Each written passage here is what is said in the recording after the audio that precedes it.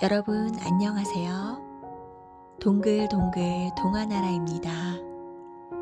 오늘도 동화 들으시면서 편안한 시간 되시기 바랍니다. 엽전 한 입, 깨진 도자기. 엽전 한 입. 어느 서당에 아이들이 모여 앉아 열심히 글을 읽고 있었어요. 그런데 시간이 지날수록 자꾸 눈꺼풀이 무거워지고 온몸이 베베 꼬이기 시작했어요. 아이들은 꾀를 내어 훈장님을 졸랐어요. 훈장님, 옛날 이야기 하나만 해주세요. 어허, 공부하다 말고 이야기는 무슨 이야기냐?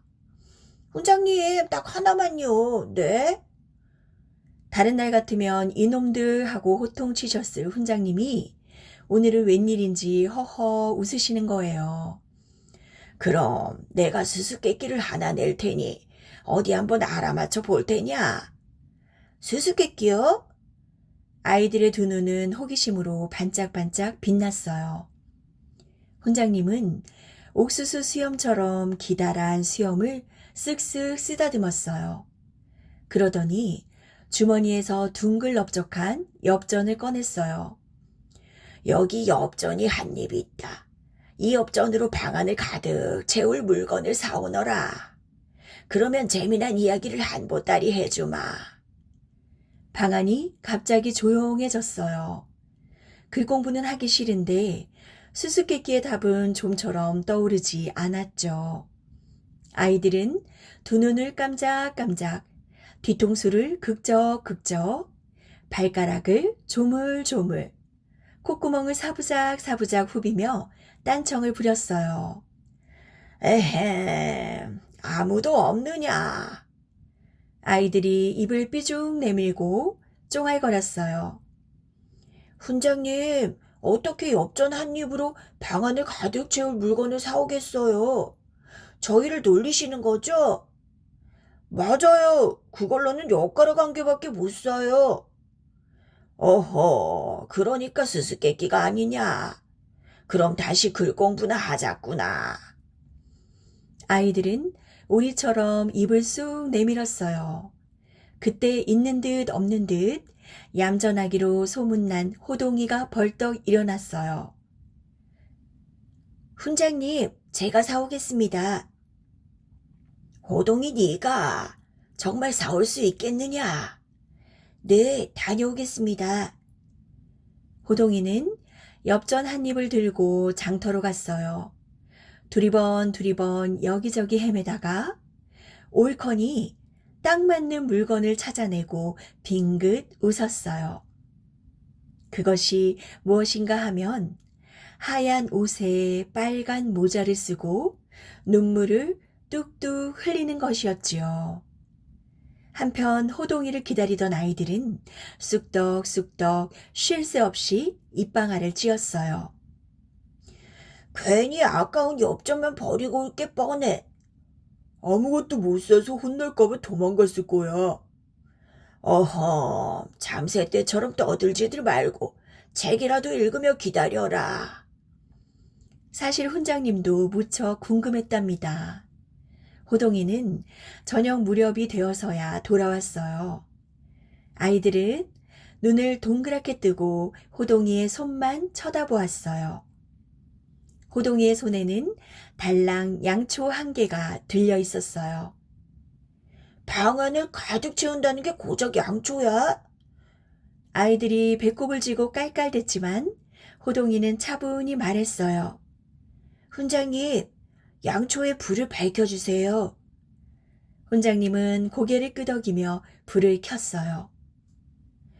보세요.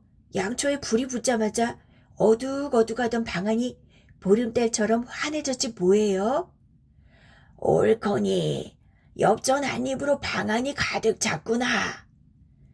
훈장님이 큰 소리로 껄껄 웃으셨어요. 아이들은 지혜로운 호동이 덕분에 재미난 옛날 이야기를 실컷 들었답니다. 깨진 도자기. 옛날 어느 마을에 지체 높은 부자 영감님이 살았어요. 영감님은 빛깔이 곱고 아름다운 도자기 2개를 마치 자식처럼 아꼈어요. 그래서 날이면 날마다 도자기를 꼭 끌어안고 윤이 나게 반질반질 닦았어요. 그러고는 누가 손이라도 댈세라 문갑 위에 조심조심 잘 놓아두었지요. 어느 날 영감님이 집을 비운 사이 일하는 할멈이 방 청소를 하고 있었어요. 옹해야 어저씨구 옹해야. 할멈은 흥얼흥얼 노래하며 걸레질을 했어요. 그런데 방바닥을 어찌나 반들반들 잘 닦아놓았던지 엉덩방아를 찍으며 꽈당 넘어지고 말았어요. 맙소사, 그 순간 도자기 1개가 할멈 손에 부딪혀 와장창 깨지고 말았어요. 아이고, 이걸 어째. 가슴은 쿵쾅쿵쾅, 팔다리는 후들후들, 할멈은 눈앞이 캄캄하여 털썩 주저앉았어요. 이제 나는 죽었네. 울음소리를 듣고 마님이 놀라서 뛰어들어왔어요. 할멈, 무슨 일인가? 에구머니, 도자기가. 마님의 얼굴이 새하얘졌어요. 저는 죽은 목숨입니다요. 할멈, 울지 말게. 운다고 깨진 도자기가 붙겠나? 마음씨 착한 마님은 한참을 생각하더니 할멈에게 속닥속닥 이야기를 했어요. 어두워질 무렵 영감님이 돌아왔어요. 부인, 도자기 1개는 어디 있소? 마님이 머뭇머뭇하다가 대답했어요. 제가 잘못해서 깨뜨렸습니다. 용서하세요. 뭐요? 영감님의 얼굴이 활활 달아올랐어요. 그때 할멈이 뛰어나와 무릎을 꿇었어요. 아닙니다. 마님이 아니라 제가 그만. 뭐라고?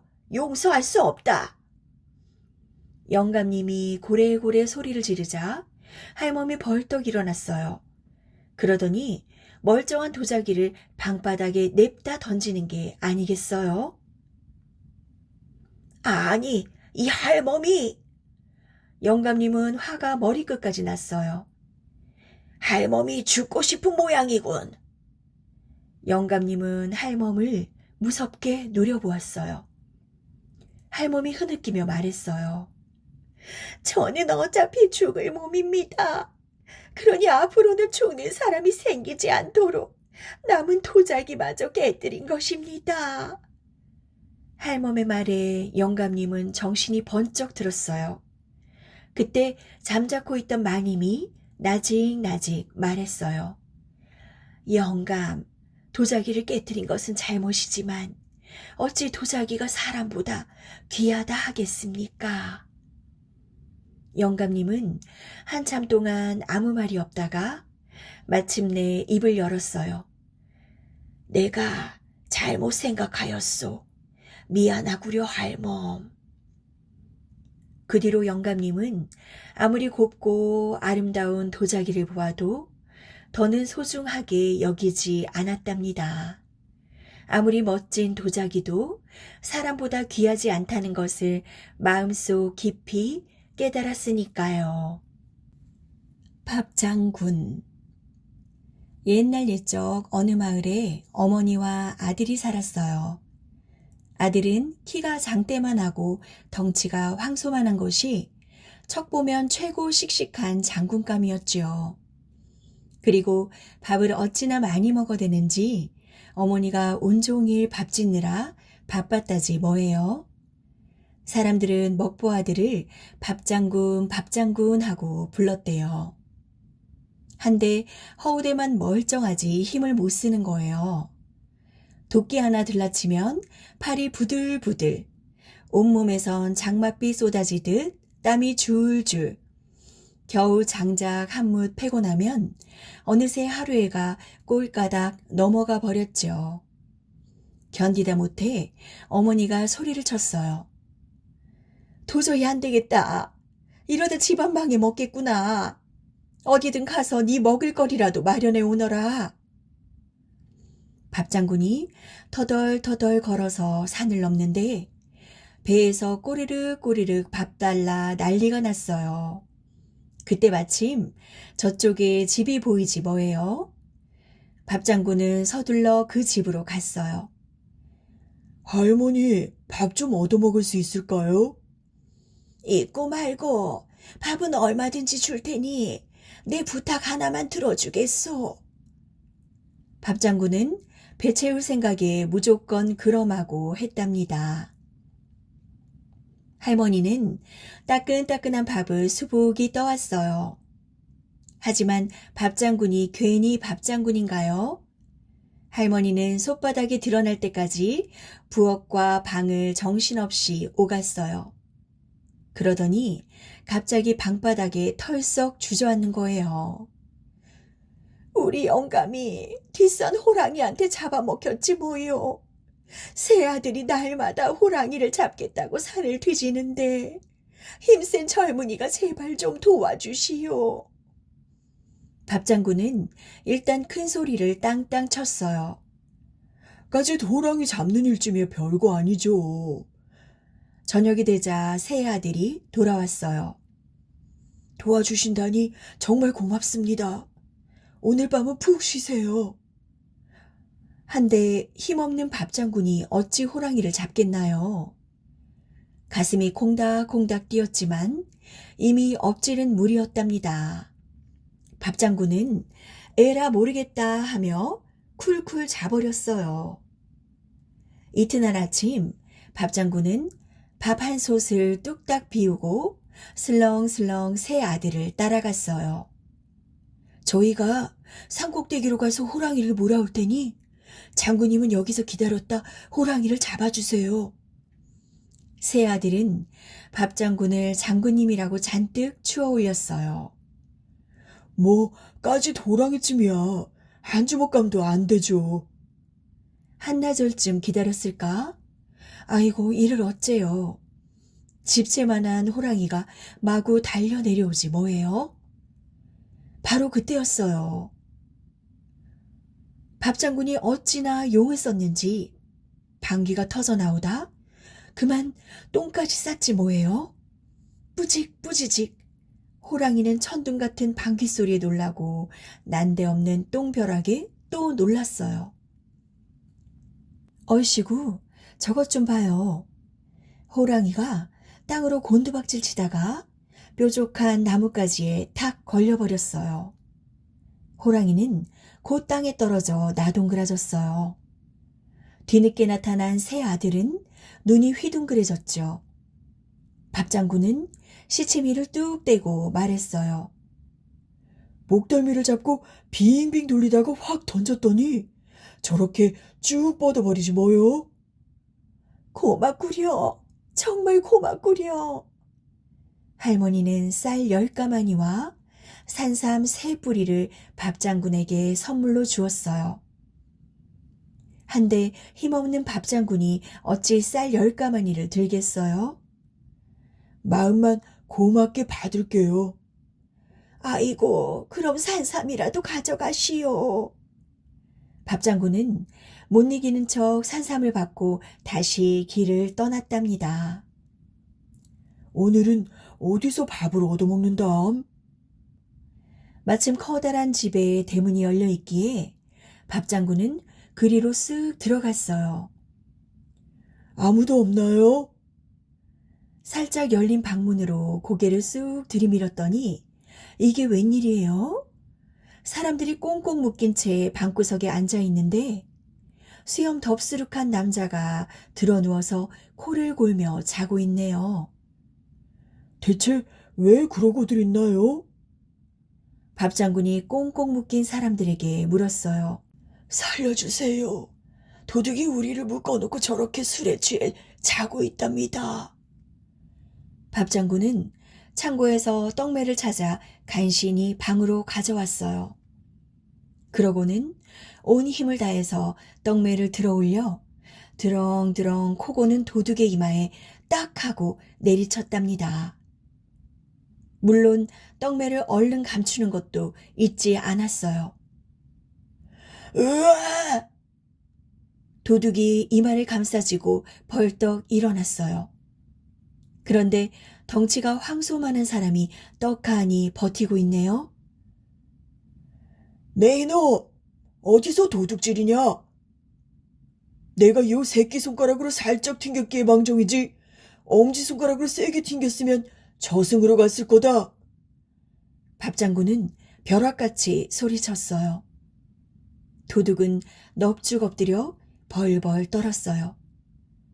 척 보면 밥장군은 정말 대단하잖아요. 아이고, 한 번만 용서해 주십시오. 내 특별히 용서해 줄 테니 빼앗은 물건이랑 놔두고 쏙 꺼져라. 그 말이 떨어지기가 무섭게 도둑은 냅다 달아났답니다. 젊은이, 이 은혜를 어찌 갚으면 좋겠소. 집주인 영감은 금부치가 그득한 함을 내밀었어요. 한데 힘없는 밥장군이 어찌 함을 들고 가겠어요? 허허, 별것도 아닌 일인걸요. 그냥 이 금부치 하나면 충분해요. 그러자 안방마님이 상다리가 휘어지게 음식을 차려주었어요. 밥장군에게 이보다 더 좋은 선물이 뭐가 있겠어요? 이제 슬슬 집으로 돌아가 볼까? 산삼과 금부치를 가져가면 어머니가 기뻐하실 거야. 밥장군은 신이 나서 콧노래를 흥얼거렸죠. 참 세상은 오래 살고 볼 일이에요. 힘없는 밥장군이 호랑이와 도둑을 잡을 줄 누가 알았겠어요. 그나저나 밥장군 배는 참 대단도 하지 뭐예요. 밥 먹은 지 얼마나 지났다고 꼬르륵 꼬르륵 밥 달라 난리라나 뭐라나요. 슬기로운 효자. 옛날에 한 부부가 살았어요. 남편은 나무랄 데 없는 효자였는데 떠돌아다니며 장사를 하느라 집을 자주 비웠어요. 그래서 주로 아내 혼자 시부모님을 모시고 지냈답니다. 그러던 어느 날 시어머니가 덜컥 세상을 떠났어요. 그동안 먹을 거며 입을 거며 영감님 뒷바라지는 시어머니가 도맡아 해왔는데 어쩌면 좋나요? 아이고, 할멈이 없으니 다 귀찮구나.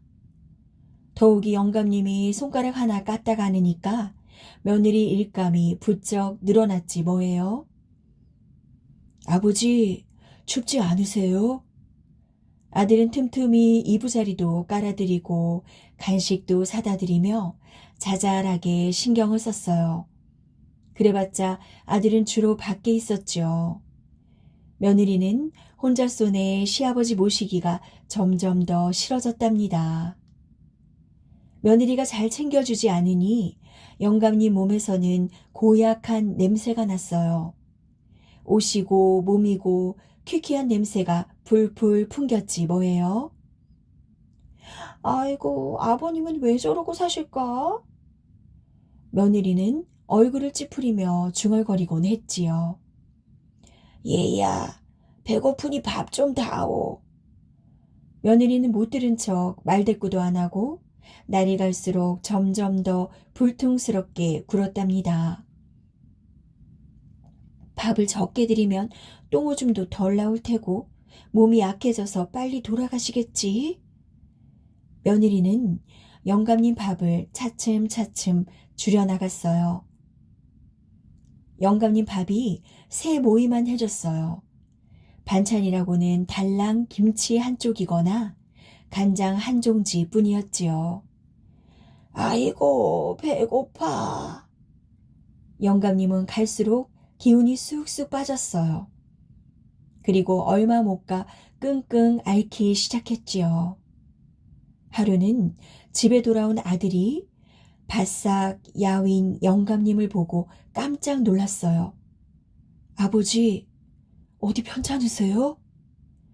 아니다. 괜찮다. 영감님은 며느리 눈치를 힐끔 살피고는 더듬거리며 대답했어요.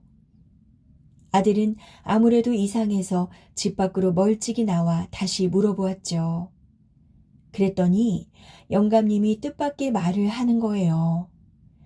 얘야, 배고파 못 살겠다. 맛난 음식은 관두고 밥이라도 배불리 먹고 싶구나. 아들은 기가 막히고 화도 치솟았지요. 아내에게 호통을 치면 내가 없을 때 아버지를 더 구박할지도 몰라. 좋은 수가 없을까? 아들은 꾹 참고 곰곰이 생각했어요. 옳지, 그러면 되겠다. 아들은 시치미를 뚝 떼고 아내를 불렀어요. 아, 세상에 신기한 일도 많지 뭐요? 대체 무슨 일인데요? 아내가 바싹 다가앉으며 물었어요.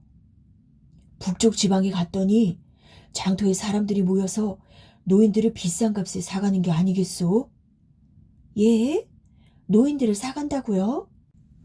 아, 뽀얗게 살찐 노인만 사갑디다. 우리 아버지도 1년만 잘 먹이면 살이 포동포동 오를 테니 그때 팝시다. 삶은 밤을 먹이면 살이 잘 오른다는구려. 남편의 말에 아내는 눈을 반짝거렸어요. 그게 정말이에요? 며칠 뒤 남편은 다시 장사길에 나섰죠. 그때부터 아내는 새 사람이 된 듯 했어요. 아버님, 이것 좀 드셔보세요. 며느리가 한 상 가득 음식을 차려내자 영감님은 무척 기뻐하며 잘 먹었어요. 거참 맛있다. 얘야, 고맙구나. 며느리는 삶은 밤도 꼬박꼬박 갖다 드렸답니다. 그렇게 날이 가고 달이 갈수록 영감님은 통통하고 보기 좋게 살이 올랐어요. 날마다 잘 먹고 며느리가 잘 보살펴주니 영감님이 얼마나 기분이 좋았겠나요. 그러니까 신이 나서 부지런히 움직였지요. 앙앙 우는 손자는 업어서 토닥토닥 달래고 밭에 나가 김도 쓱쓱 메고 거름도 퍼다가 밭에 척척 뿌리는 게 아니겠어요? 아유, 아버님, 제발 좀 쉬세요. 놀면 뭐하니? 조금이라도 보탬이 되어야지. 영감님은 믿을 수 없을 만큼 바지런해졌어요. 며느리의 눈빛도 몰라보게 순해졌지요. 며느리도 영감님도 하하호호 웃을 일이 많아서 좋았답니다. 그럭저럭 1년이 지났어요. 어느 날 남편이 장사를 마치고 돌아와 아내에게 말했지요. 이제 살이 뽀얗게 쪘으니 아버지를 내다 팝시다. 물론 아내를 떠보느라 하는 말이었어요. 그 말을 듣고 아내는 두 팔을 내저었답니다. 아니 무슨 소리예요. 아버님이 집에서 얼마나 큰 몫을 하신다고요. 다시는 그런 소리 마세요. 알았소. 그렇게 하리다. 당신이 정 싫다면 할 수 없지. 아들은 자기 뜻대로 된 걸 남몰래 기뻐했지요. 부부는 영감님을 모시고 오래도록 잘 살았더래요.